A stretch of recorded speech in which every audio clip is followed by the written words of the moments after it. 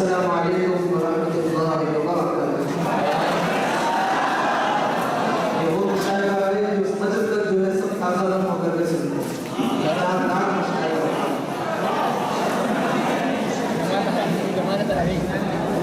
चलिए बिना मुस्तफ़ी के मैं आपके नज़र मज़ाहिया कलाम सुनाना चाहता हूँ। दरअसल मैं बहुत शुक्रिया अदा करता हूँ कि ये मशवरा जो है उस्ताद मोहतरम का मुशायरा अब्दुल्लाह ने मुझे दिया कि मैं आज सुनाऊँ तो सिर्फ मज़ाहिया सुनाऊँ, वरना जो है मुझे इजाज़त नहीं दी।